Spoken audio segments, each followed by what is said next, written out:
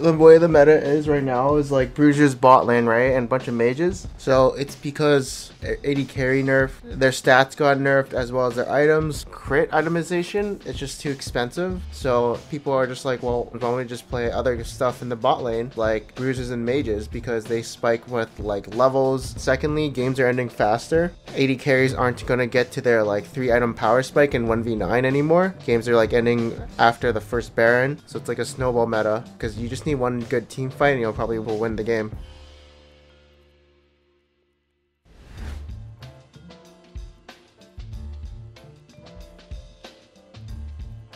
Kennen. There are a lot of Kennen 1-tricks, and when they play top lane, they actually can 1v9 team fights. They just flash in and kill everybody, and then they'll get Baron. So I think Kennen is really good top lane. Aatrox in the top lane, that champion, he'll just like destroy everyone. They can't counterplay him. Apparently Fiora is probably a good matchup for her, but most champions, they cannot deal with Aatrox, so he'll always have lane priority. But mid game he sucks. Wukong top lane is really good because he actually can just farm. He'll have corrupting pot. Some of the matchups he like gets crapped in, he has his decoy, so when he presses W, if the enemy wants to go for a trade, he can just run away. But he can go for little short trades, and if he does get a lead, then he'll actually just hard smash the lane. And then once it comes mid game, then he'll just like EQR and wipe team fights.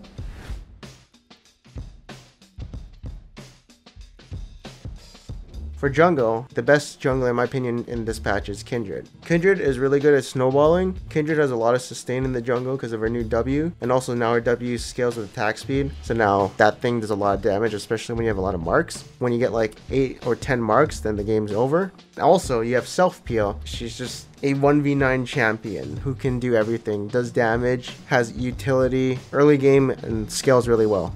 For the second jungler, it's either between Talia and Evelynn. A really good Talia who can land her W's can like win you the game. Talia is really good clears. Her Q does like so much damage to the jungle camps. Her jungle item plus Stork Shoes plus Morellonomicon, she can one-shot people. She can roam and like cut off people, or of course essentially make 2v2s into 3v2s. And her dueling, if she lands everything, she'll probably win it. Evelynn, a really good champion right now. Her early game is not so strong, but once she's 6, she can start one-shotting people. She farms the jungle really well. Since she's invisible at level 6, her map pressure becomes really big since she has the potential to be anywhere. So people have to be wary about that, otherwise she can get free picks and kills. She has more control of the map because she is invisible and not all wards can find her, and because of Spellbinder, really good synergy with her, gives her movement speed, and of course she spams abilities, so she can stack that really fast.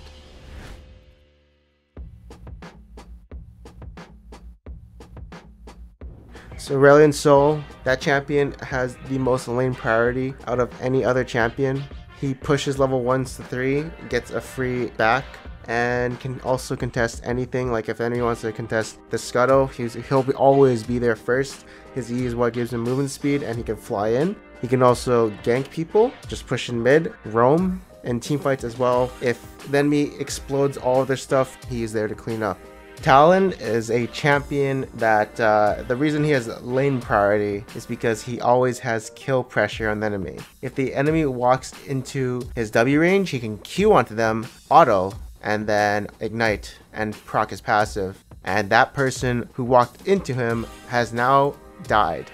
So essentially that's why Talon has a bunch of lane priority. And the second reason he has lane priority is because he can E over walls and just randomly kill the enemy jungler. He pushes in mid, goes to another lane, gets a random kill, and he's won that lane for his team. Essentially map pressure because of his mobility, and he also has a lot of kill pressure because of his WQ and passive. So why is Twisted Fate one of the really good mid laners right now? Well, his ultimate, he just can warp in at any like little skirmish that's happening. If the enemy bot lane wants to go for a trade, he can walk down, and now their all-in little trade has become one of Twisted Fate's kills because they all in and now are overextending and don't have any abilities to counter his porting in. And of course he has his W to secure kills with his gold card and lock down enemies and Q.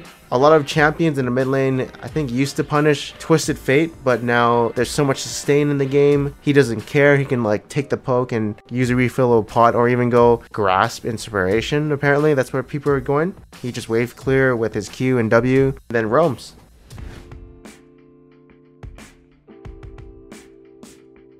So Heimerdinger, this champion, he counters melees. He can 2v3 ganks if they leave your turrets up. And if the enemy, of course, wants to try and trade with the Heimerdinger, they have to either walk up to his turrets, get hit by it. So yeah, Heimerdinger has a lot of lane priority. He does have some matchups where Aurelia is one of the counters because she can Q a turret and one-shot them. But essentially, he has a lot of lane dominance.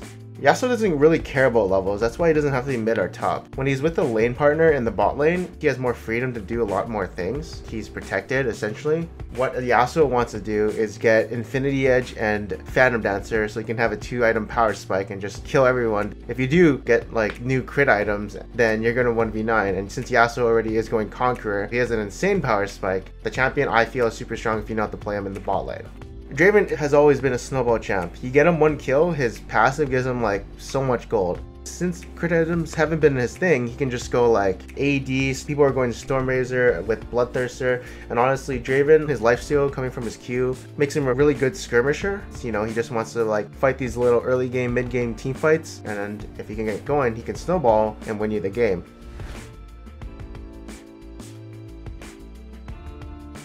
One of the top tier supports is Morgana. Morgana, because of Scorch, Airy, Frostfang, and also having really good poke, as well as she's a really good counter for all in lanes because of her black shield. But essentially in lane, she can press W, and honestly, she can chunk them for like 1/6 of their health, but it constantly keeps coming. She's gonna burn you out soon, and you can't do anything to her because of her black shield. Fiddlesticks is one of the top tier supports at the moment because of his poke. And also, if you all in him, he's got Aftershock, so he can fear and run away, and you can't do anything to him. As well as him roaming and just ulting into like mid lane and getting a free pick. And of course, having a lot of all-in pressure at level 6. There's not much you can do to Fiddlesticks since he's just very obnoxious, also has an AoE silence. Soraka is really good because same thing like Morgana, her level 1 is actually unbeatable. She'll have barrier, you can't all in her, you can't ignite her, so essentially what you do, poke the crap out of the enemy team, pressing your Q and maxing out E. They can't do anything to you. If they all in you, your AD carry is gonna do a lot of damage to them, maybe get a kill out of it. She's gonna poke you back as you're trying to run away with her Q, give a bunch of autos, has airy, etc. Her heals are very obnoxious. Like, she scales really hard if no one ever gets a Morellos or Executioners. So if you're against a mage bottom, they're not going to have their Morellos until after the Rod of Ages or Luden's Echo. So it's going to be a while for them to counter Soraka.